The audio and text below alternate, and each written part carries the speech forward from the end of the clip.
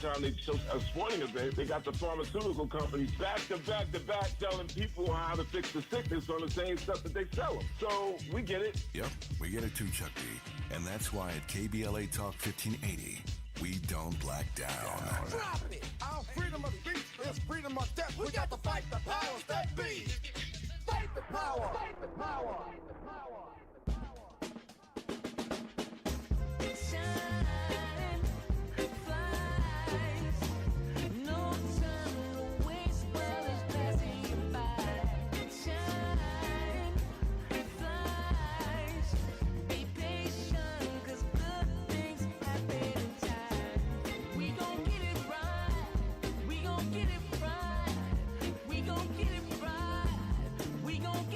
Protests and anthems, yes, we chanting a movement of people. It's like we dancing to the ministry of. It's the energy of, in memory of them that we love. The trinity of the people, the peace, the power, the truth. We speak the powers even louder. We can say it blacker, we can say it prouder. A woman vice president that went to Howard. Now we talk helping black businesses, and our differences is magnificent. Bringing light to the point where the prisons is. I was told good life is where forgiveness lives. The ascension is to leave what's left behind and feed the seeds with deeds that bless the mind, caress the mind, and question justify where you and God in time are best aligned.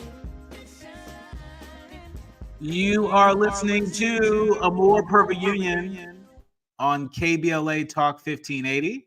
I'm Dr. Nicolai Corte, your host and chief White House correspondent. I'm in touch, and so guess what? You be in touch.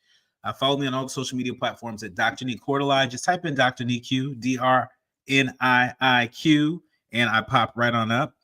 Also, be sure to subscribe to A More Perfect Union podcast. That way you'll never, ever, ever miss an episode. And of course, download the KBLA app because you get to listen to me. You get to listen to Tavis and Dominique and Jesse Jackson Jr. and Dr. Cornell West and Nina Turner and DL Hughley and Zoe Williams and the whole team. We are here and we are ready for you. And speaking of being here and ready, I got to give a big shout out to some organizations that have come together to support the residents of Altadena for folks who have lost everything related to that Eaton fire in Los Angeles. They have raised $10 million. That's right. Collaborators between GoFundMe, the Spill app, Walk Good LA, Afropunk, they have raised $10 million. Community Aid Dina, that's Community Aid Dina. If you go onto Instagram and you search for Community Aid, AID, Dina, DENA, you can take a look at the Google Doc that they have of all the GoFundMes that will benefit from this and more. This is as of 7 p.m. Pacific. As of 7 p.m. Pacific yesterday, January 13th, they reached their $10 million goal to support 496 Black families in the Altadena, Pasadena area. But we all know that the work isn't done yet. It's really just beginning. You can visit the link in their bio to donate and share the list. Again, you can go to that link. It's on Afropunk. It's on Community Aid Dina. And run it up. Run it up. As Fonz Terrell, the co-founder of Spill, says, run it up. Essence is incredibly proud of the work that's being done. And guess what? So is KBLA Talk 1580. So we want to do our part to spread the word. You can also, if you'd like to submit a campaign, you can email Community Aid Dina. That's Community AIDDENA @gmail.com. Send the following details: your full name of your families, your GoFundMe link, contact details of family or a GoFundMe organizer. And before submitting a campaign, please double check that it's not already on the list. And please note that they're only taking submissions sent to their email. And so if you want to get on that list, or if you know a family that should be on that list, email them at communityaidDina @gmail.com. $10 million raised and counting. Oh wow, look at that. We are happy to see it, happy to amplify that, and we'll continue to keep our eye on that.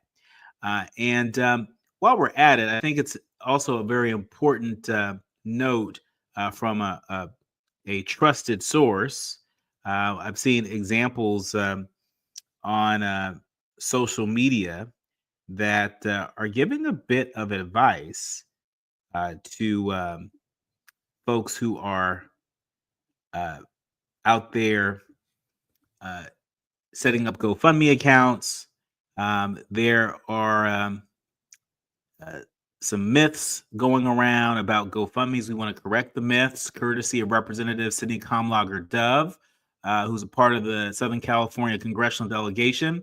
One of the questions is if you receive money from a GoFundMe page, this will make you ineligible for FEMA assistance. That's one of the myths that's out there. The facts, according to Congresswoman Comlager-Dove, is that by law, FEMA cannot duplicate benefits that you receive from another source. And if you receive money from a GoFundMe page for something specific, such as repairs or funeral expenses or other aid, this may affect your FEMA eligibility. Survivors should still apply for assistance and let FEMA determine if you are eligible. Another myth, if you register with FEMA, you will automatically receive $250.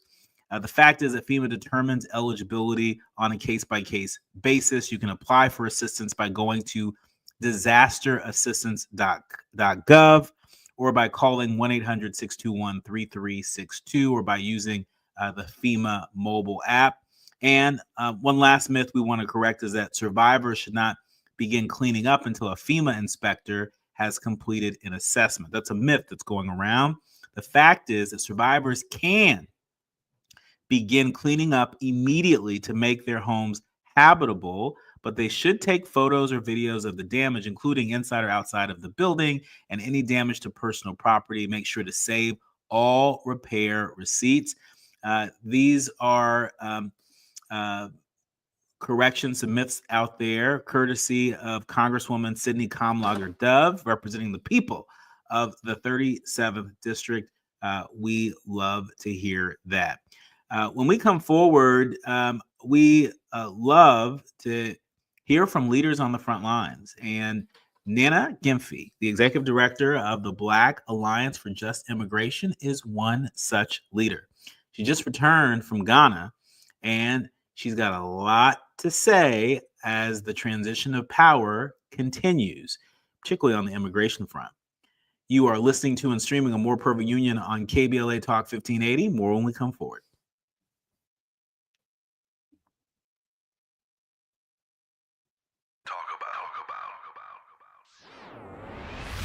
We gon' be alright.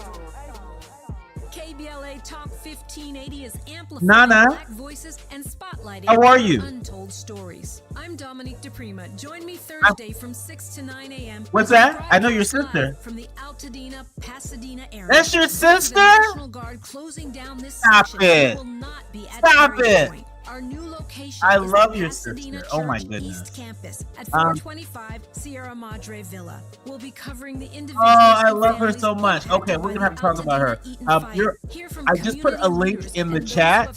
You're on the duplicate link. So you click the link that I just put in the chat, and that will bring you into the other room.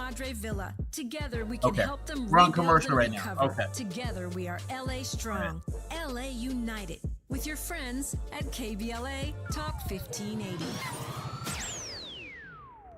Time is up. The IRS is in full collection mode for 2024, issuing liens, levies, and garnishments to anyone who has a past tax debt or unfiled tax returns. Don't wait till it's too late. Your paycheck and bank accounts are at risk of being seized. Call now and stop the collection process today. If you're living check to check, no matter how much you're making, you still may qualify for the Fresh Start programs offered by the IRS to reduce or even eliminate your tax debt. It's just a 5-minute call to get your options, and it's free. If you owe back taxes, have years of unfiled tax returns, under audit, have a wage or bank levy, or finally just want to sleep better. Business or personal, call the experts at Republic Tax Relief while there's still time. A+ rated by the Better Business Bureau, and tough. This veteran-owned company has the fight you need to take on the IRS. Don't go at it alone. The call is free. Call their hotline number now, 800-652-1714. That's 800-652-1714. Find out if you qualify today. Call 800-652-1714 or go to republictaxrelief.com. KBLA Talk 1580. We've got a lot to talk about.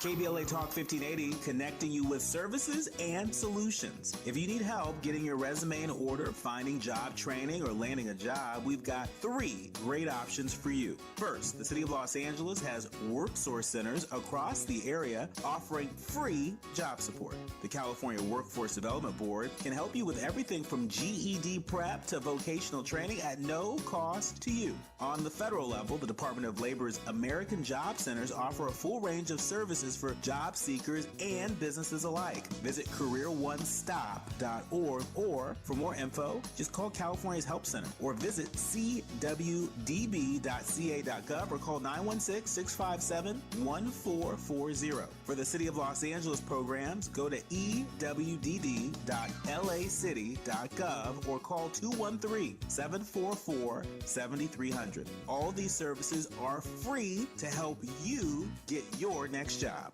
This is a community call to action from KBLA Talk 1580. We have no permanent friends or permanent enemies. Only permanent interests as we effort to build a more perfect union.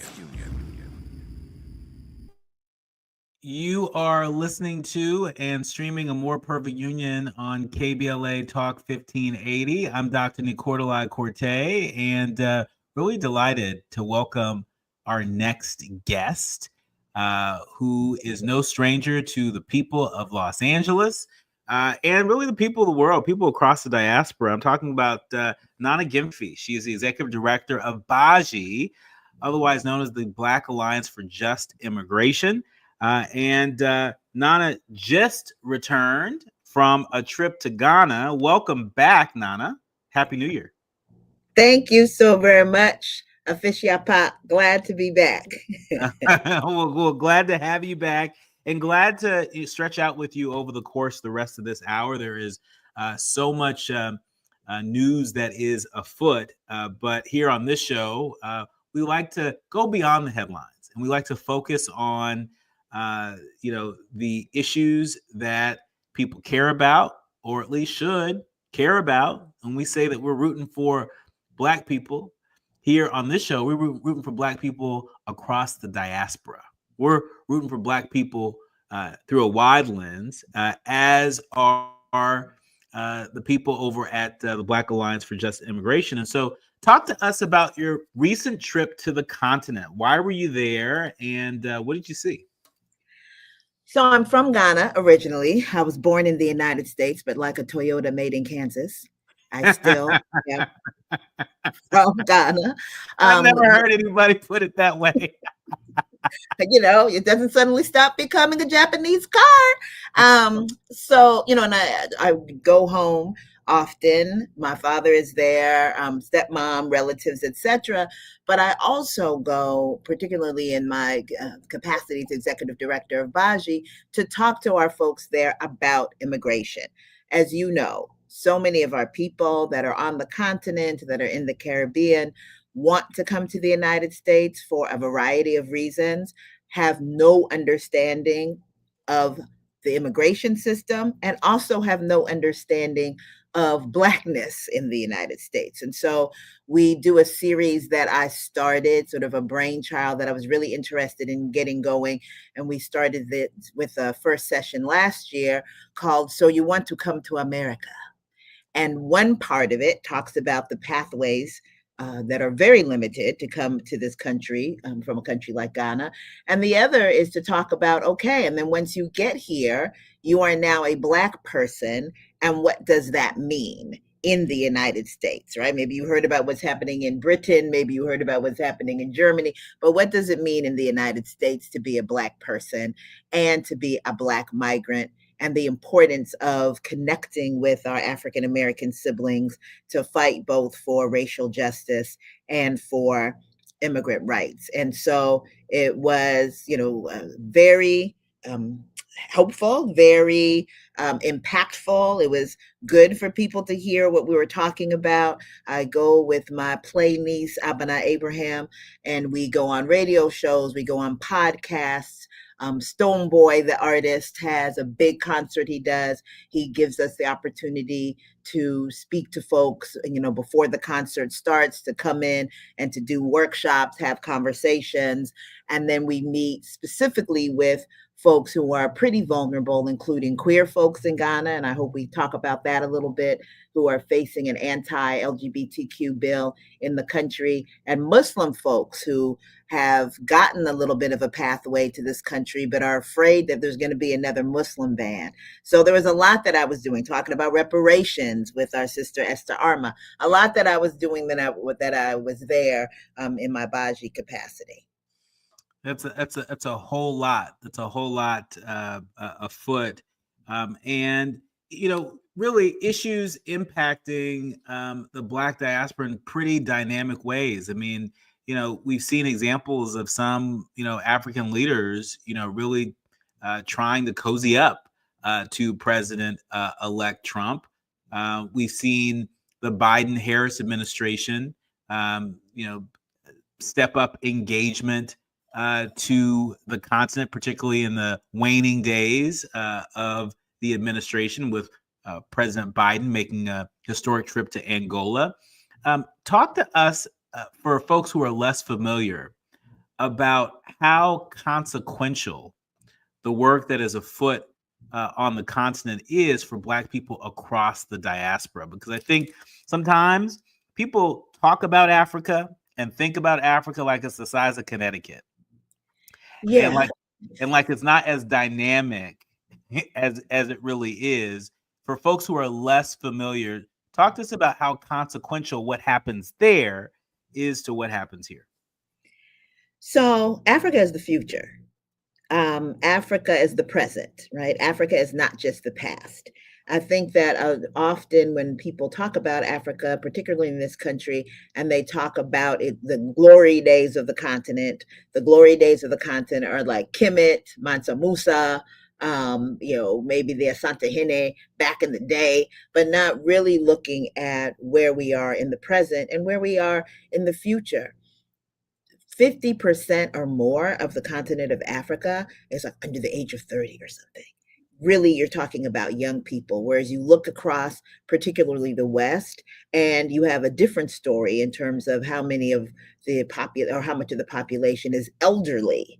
And so you have literally the present and future of the globe right there in the continent of Africa, which other countries know. And so we see this scramble from the continent that very much resembles that scramble in the 1800s in terms of the resources, whether those resources be the human labor of the continent, whether the resources, and that includes the intelligence, right? That includes the work that is happening on the continent, as you know, particularly in the area of technology, and whether that be AI, whether that be equipment, whether that be software, you find all across the continent just brilliant folks doing brilliant things. When we look at agriculture, when we look at the food baskets, as much as the continent experiences drought, etc., we still are a great producer of food. We have all of the resources that are needed to function the world, which is why, unfortunately, we have so many folks exploiting, but we have a big pushback, particularly with young folks, against all of that exploitation, really looking at how our resources can be used for the continent. And that is, of course, of a benefit to the Black diaspora. We see folks from the diaspora returning to the continent. Ghana most famously, and you just saw recently like 500 people get their citizenship in one full swoop that are from the African diaspora, investing and connecting with the continent. But you also see that in Tanzania, you're seeing that, in other countries of East Africa, you're seeing that in South Africa, you're seeing that our people are understanding across the globe that Africa is really where they're able to grow and to build in ways that are very difficult, particularly in countries that have such anti-Blackness. I mean, you have people who are knocking their heads against the wall here in the United States because of anti-Blackness, who are able to go to the continent and just absolutely thrive. Now, I don't say that wanting people to think that, you know, it doesn't have all the creature comforts. If you don't have a generator, you will deal in some countries with lights off, dim sum, right? You will, where the electricity is not functioning for some time period during the day. So you're going to deal with those pieces. But I think if you talk with folks that are really engaging with the continent, whether it be living there, moving there, setting up business there, trading there, visiting for cultural purposes, just to rejuvenate and be able to come back and deal with all the foolishness you're going to have to deal with in these Western countries, that people find that their life is summarily improved by their connecting with the continent as Black people. And I think people are going to find more and more that our future is there. Yeah, yeah. I mean, you know this. I had a chance to cover Vice President Harris's trip to the continent. We were in Ghana, Tanzania, and Zambia, and every stop, she did not pass up the opportunity to remind folks that by 2050, 1 in 4 people on the planet Earth will reside in Africa, right? And so, reminding folks that we can't afford to look away from Mother Africa. In that spirit, I want to ask you about Trump's plan or lack thereof when it comes to these mass deportations. I think there are a number of people that look at it very narrowly as an issue that doesn't impact them. They think about it as an issue that may impact Latinos, particularly Mexicans, right? But they don't draw the connection to how Trump's plan and lack thereof may impact Black people across the diaspora. Can you clarify that for the folks in the back? Absolutely. So, firstly, thinking about what percentage of this country is Black people, period, right? When we look at the census, when we look at, all of the data that talks about Black folks, that general information is not divided into people who are Black migrants or, first or second generation, or people who are African American, multi-generational. It just is Black folks. We're not that big a percentage of this country. Okay. We're really talking about what, like 15% or something. We're not that big a percentage of this country. And 1 out of every 5 Black people in this country is either a foreign-born Black person or a person like me, a Toyota made in Kansas, right? A person who was born in the United States to foreign-born Black people. That does not include people like my son, who my brother affectionately refers to as a African, right? Who is father's African American and then has an African mother. So just looking at me and my dad's generation, 20% of the Black population. You spoke earlier about 1 out of every 4 Black people, or 1 out of every 4 people, on the planet is going to be someone from Africa. Presently, in the Black community in the United States, 1 out of every 5 Black people is either a first or second generation Black migrant. That's critical. I mean, that is 20% of a population. And when we're talking about power and how we build the power in this country, it is critical for us to understand that we absolutely need each other. We need each other, population-wise, demographically, we need each other politically, we need each other socially, we need each other economically. There's no way that Black people can afford in this country to have 20% of the population have a devastating impact and it not have an impact and an effect on the entire Black population. And so when we talk about this mass deportation, and particularly in light of the recent legislation that has come through Congress that we expect President Trump, when he becomes president, to sign, if not that day, at least within the first week, we have to talk about the criminalization of migrants, and in particular, Black migrants. So Black migrants are 8% of the foreign-born population, but we're 20% of the people who are facing deportation, right? And so we're obviously just overly represented in who's being deported. Of that 20%, 75% of those Black migrants are being deported because of contact with the police. Just as with African Americans, it is not because Black migrants are more likely to commit crimes. It is because Black migrants are Black. So we are living right with all the other Black folks, over policed, over arrested, over censused, etc. And so with a president who is insisting on criminalizing Blackness as well as criminalizing migration, right? And migrants, Black migrants are caught in the crossfire and the crosshairs. And so we're, the impact on us of mass deportation, if it were to be affected, would be great. But I think that in this very moment, that when President Trump comes into power, his ambition, let's say, will be higher than his capacity, and we have to take advantage of that. When we come forward, we're going to dig a little bit deeper into this because there's a shared fate. That's what I glean from what you just shared, is that Black folks across the diaspora, no matter what your immigration status is, we have a shared fate. And that includes LGBTQ Black folks across the diaspora. We're going to talk about, some of the work that is afoot and what's at stake these next 4 years if we turn a blind eye to our LGBTQ brothers and sisters and siblings. More with Nana Gyamfi. She is the executive director of the Black Alliance for Just Immigration. You are listening to A More Perfect Union on KBLA Talk 1580.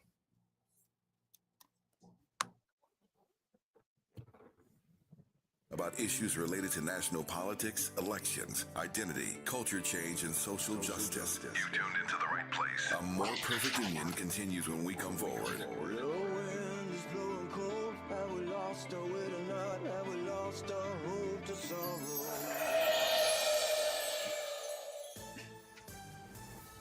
I'm Amber Payton with 4 Things You Should Know with BIN News. Black Los Angeles Mayor Karen Bass has announced FEMA recovery centers are open to assist wildfire victims. Grants, loans, and housing support are being provided as thousands of structures have been damaged or destroyed. Bass aims to offer 1,200 housing units within a week. Wall Street is closing mixed after a roller coaster session. Stocks struggled for direction after the Producer Price Index report showed wholesale inflation rising just 0.2% in December. Chicago Alderman Raymond Lopez plans to test a new gunshot detection system in the back of the Yards neighborhood, claiming it's more accurate than the discounted Spot Shotter. The 6-month trial, provided free by Alarm.com, aims to gain support from Black Mayor Brandon Johnson's administration. In Lexington, Fayette, Kentucky, NAACP officers were sworn in Monday, with President Whit Whitaker reaffirming their commitment to civil rights and community issues. I'm Amber Payton on the Black Information Network, your home for Black News First. Sunland on the 210 westbound. That drive is slow from Sunland Boulevard as you continue ahead to Osborne. That is a lot of the slowing here is due to smoke in the area near Hanson Dam. A small brush fire has just started, and it's affecting travel along Foothill Boulevard at Osborne Street. Right along Foothill, we're especially seeing delays in both directions from Terabella to about Gladstone Avenue. Also, let's head out to Sun Valley on the 5. We're going to back it up out of Burbank, northbound 5, delays from San Fernando Road all the way to the 118. Some pockets slowing ahead as you roll towards the 14 freeway. Your local Staples has hot deals and super low prices throughout the store and everything for your business. And right now at Staples, save up to $175 off your print order. Exclusions apply. Visit staples.com/print for details. Ends 2/1. Plus, save even more with the Easy Rewards program at Staples. This is the KBLA Sports Minute with Ray Richardson. Very impressive performance by the Rams Monday night in the NFL playoffs. They dominated Minnesota with a 27-9 win in Glendale, Arizona. The Rams defense was lit. A playoff record 9 sacks, an interception, and a strip sack fumble that turned into a 57-yard touchdown for rookie defensive end Jared Verse. The Rams play at Philadelphia Sunday at noon. The Lakers, playing their first game in 6 days, lost at home to San Antonio 126-102. Before the game, the Lakers made an $8 million pledge to relief efforts in the battle against the wildfires in LA County. The Clippers beat Miami 109-98. Fans entering the Intuit Dome in Inglewood were given towels with the words LA Strong. Keep your radar up on this situation. Colorado football coach Deion Sanders confirmed that he had a conversation Monday with Dallas Cowboys owner Jerry Jones. Jones is looking for a new coach. No debates, no speculation, just the info you need. That's your KBLA Sports Minute. I'm Ray Richardson on KBLA Talk 1580. Yeah, yo, come on. Here come the drums. At KBLA Talk 1580, we fight the power every day. Yeah, gotta give us what we want. Gotta give us what we need. Hey. I listen to KBLA and I love the commercials. I know what the commercials mean. I also, if I'm looking and trying to figure something out, I need something to talk to me that might hit me. And it happens on TV because, you know, every time they show a sporting event, they got the pharmaceutical companies back to back telling people how to fix the sickness on the same stuff that they sell them. So we get it. Yep, we get it too, Chuck D. And that's why at KBLA Talk 1580, we don't black down. Drop it. Our freedom of speech is freedom of death. We got to fight the powers that be. Fight the power. Fight the power. The holidays can be a time of increased stress for those struggling with opioid or stimulant addiction. They can also be a time for pause, reflection, opportunity, and new beginnings. This holiday season, choose treatment and recovery. Embrace the company of family and friends and create special moments. Find a proven opioid or stimulant addiction treatment provider near you at choosechangeca.org. Hey there, Los Angeles. This is James Lucky Jr., publisher and editor of Los Angeles News Observer. Are you hungry for news that matters to you in the African-American communities of Los Angeles? Well, buckle up, because we got the scoop you've been craving. Stay in the know and never miss a beat with our free weekly publications conveniently available near you. Or hop on the digital wave and become an exclusive subscriber at OGNSC.com. Don't forget to join the party on Instagram and Twitter at OGNSCINC for behind-the-scenes access and sizzling updates. No more FOMO. Let's stay informed, connected, and empowered together.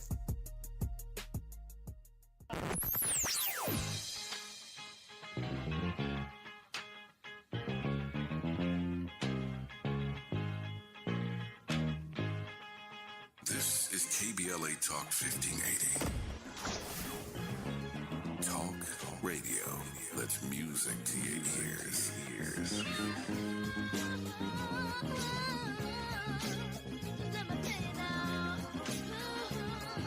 We're unapologetically progressive. KBLA Talk 1580. Hit me. National news of consequence, informed opinion, and analysis beyond the headlines. You're listening to A More Perfect Union on KBLA Talk 1580. You're listening to A More Perfect Union on KBLA Talk 1580. I'm Dr. Nicordelai Corte, and really delighted to be in conversation with Nana Gyamfi. She is the executive director of BAJI, the Black Alliance for Just Immigration. The mission of BAJI has never been more important as we consider the work that is ahead, not just here in the United States, but across the Black diaspora. I couldn't think of a better person to be in conversation with than you, Nana. When I read this article in the New York Times that reminded us that despite attacks, there is an underground church for LGBTQ Africans that is thriving.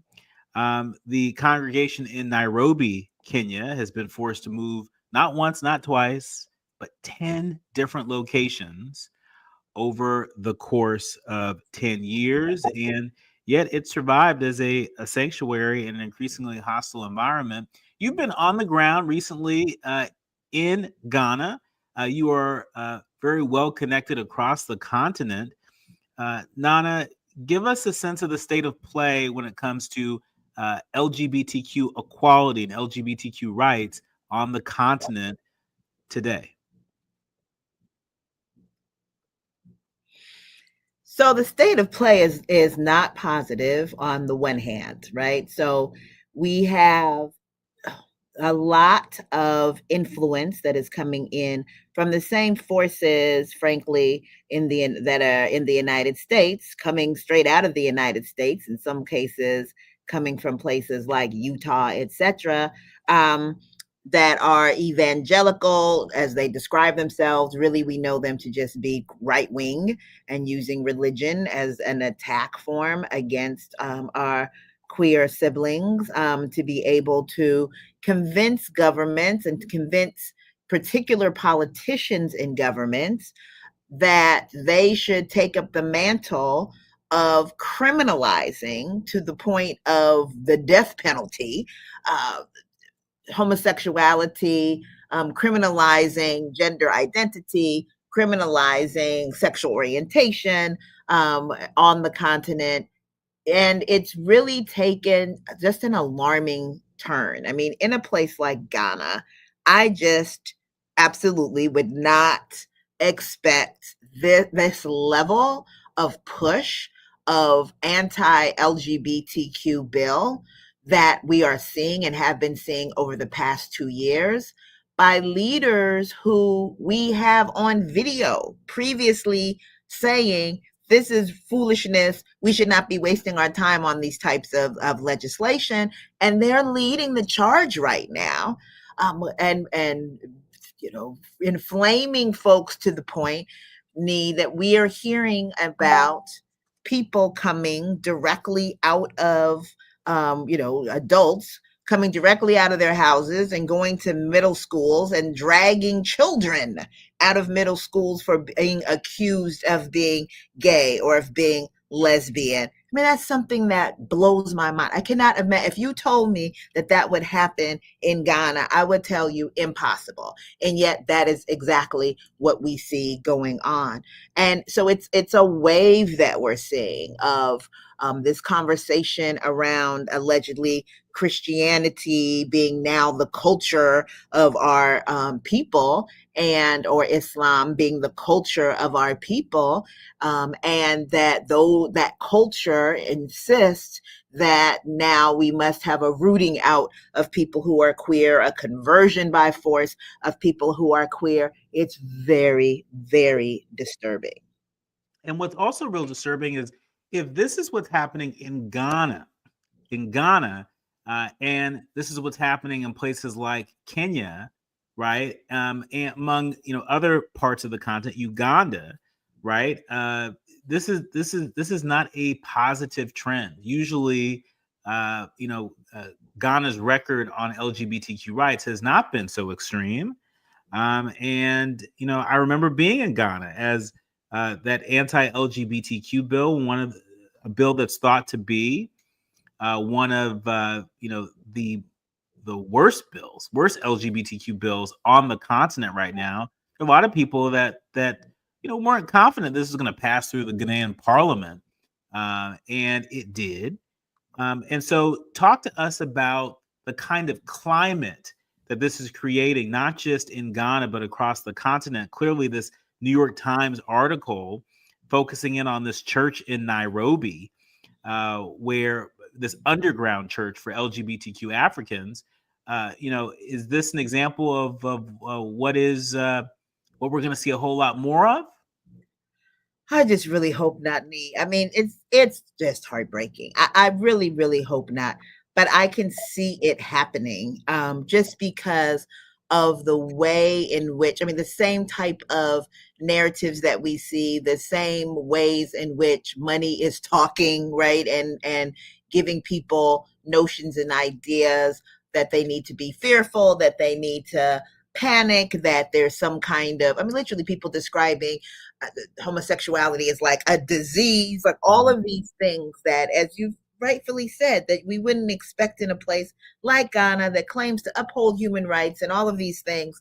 The fact that we can see that there, I think it just makes it very concerning. Man, I'm thinking about how our brother Idris Elba is talking about he wants to open a movie studio. Ghana's like calling to all of its, children of the diaspora to come. How? Who's going to have a movie studio and you're anti-queer people? This is foolishness. How are you having businesses? How are you? I just don't understand. It's like, how do you expect to be a model? Which is what I expect of our people. Need. I expect us to be a model. Stop talking about Wakanda. I expect us to be a model in real life. That's of right. what we should be. And this is the opposite of that, completely the opposite. And we need to push back and really make it clear, like Deti December should not be happening if this bill passes. That's right. That's absolutely right. And you know, this idea of being able to always go back home. I mean, you know, you have a very Ghanaian name, as do I.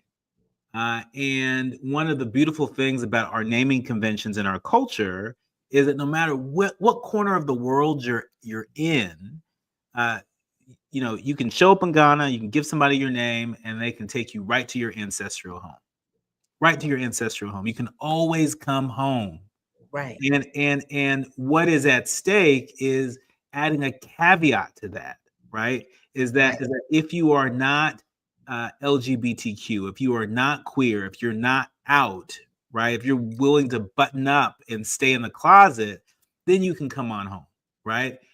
That is a part of what is at stake, right? And so for the crowd out there that, like our beloved Issa Rae, who says that you're rooting for everybody Black, you got to understand that everybody Black includes LGBTQ Black folks.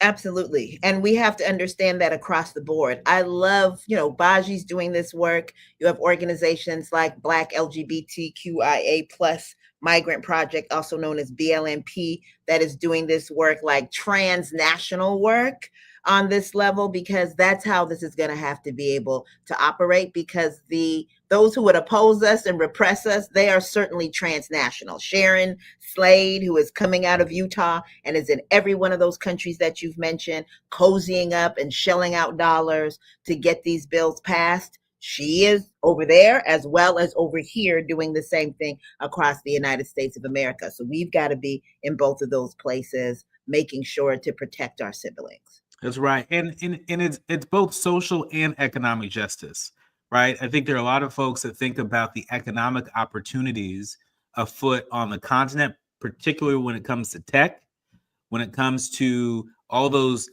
critical minerals that power our artificial intelligence and our AI devices. A lot of people think about the economic opportunity, but we can't think of that at the expense of the human toll. We can't think about that at the expense of human rights, right? We can't wash our hands of it and say, you know, not my problem, right? Because we have a shared fate going back to, you know, the interconnection, the interconnectedness between, you know, folks with mixed immigration status, right, being stopped by police, and, you know, everyday Black Americans being stopped by police. And we all know, you know, things can change in 0 to 60 seconds, maybe even less, you know, depending on how an officer is feeling that day or how nervous an individual might be that day. When we come forward. Yeah, absolutely. Yeah, when we come forward, I want to lean into your personal journey as an immigration activist. I want to learn what attracted you to this work and what advice you would offer to young folks or folks who are feeling called in a different direction to participate in this fight. You are listening to and streaming A More Perfect Union on KBLA Talk 1580. More with Nana Gyamfi of the Black Alliance for Just Immigration when we come forward.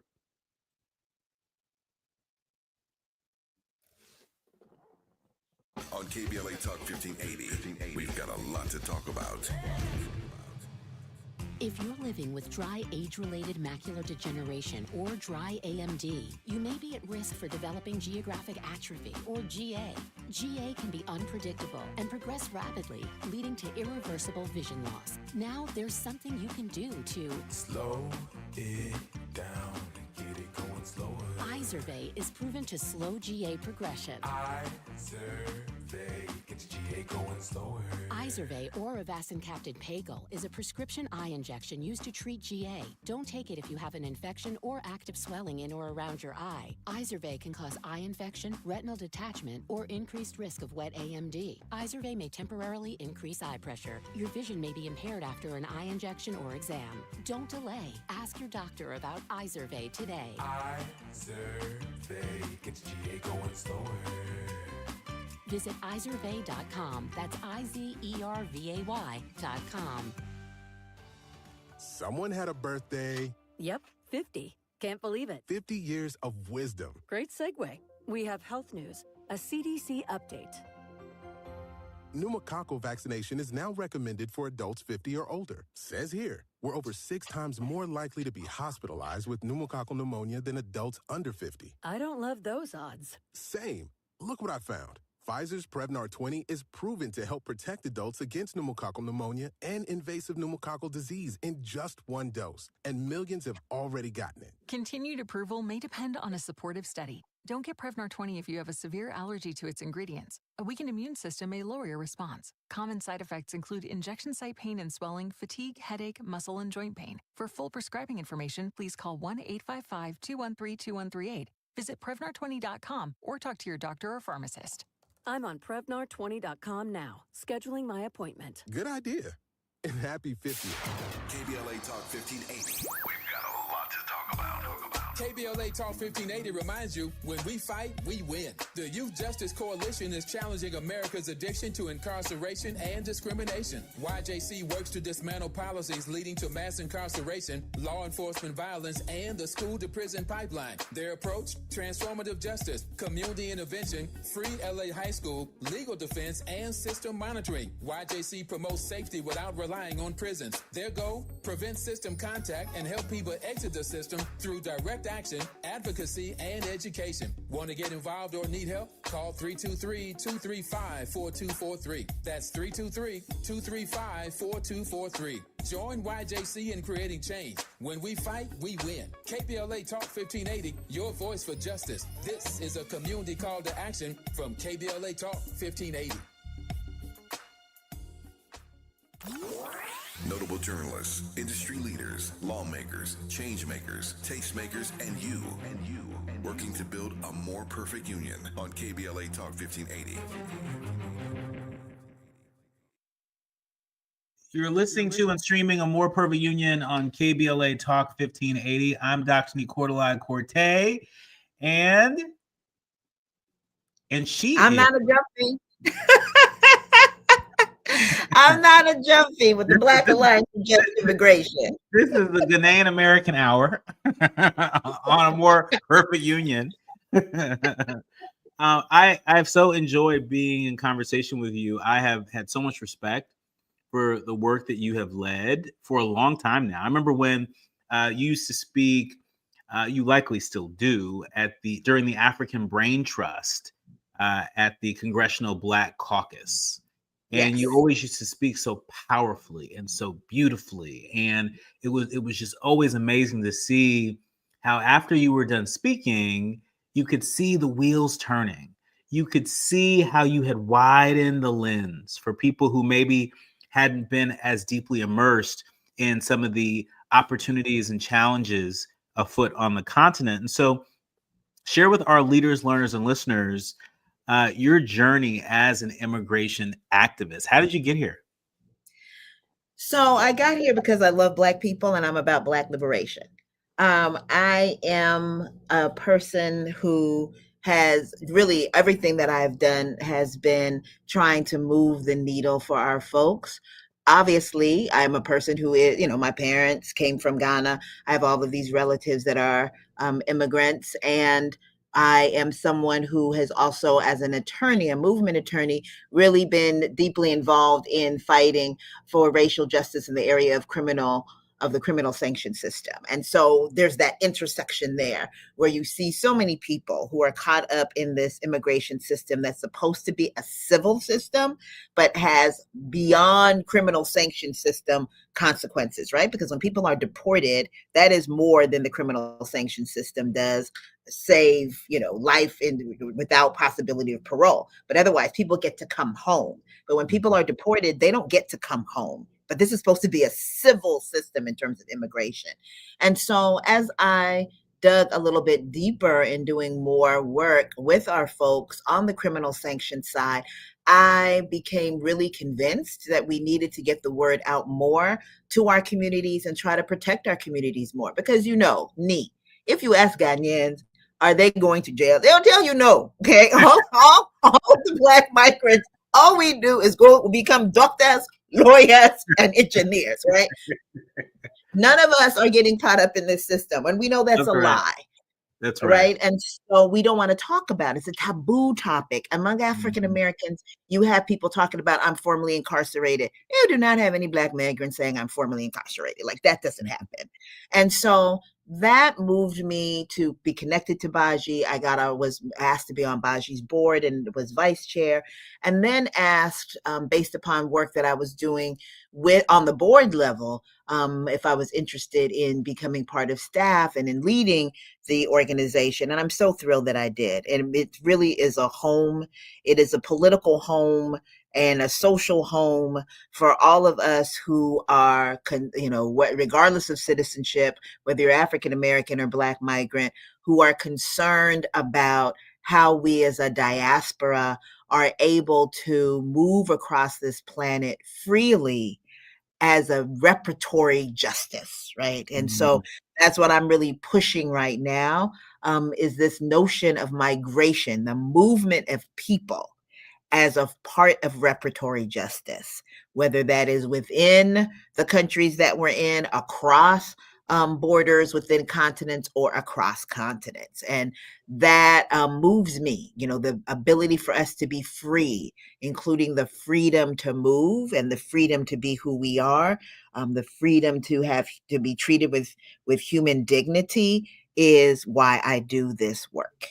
And I've got to ask you, what advice do you offer to people right now that are not feeling very optimistic about their future, not very optimistic about the future of the world, not feeling very optimistic about seeing the justice that they want to see in their communities? People who might not have even thought of, taking their expertise as an attorney and channeling it by way of becoming a movement attorney. What advice, what food for thought would you offer them today?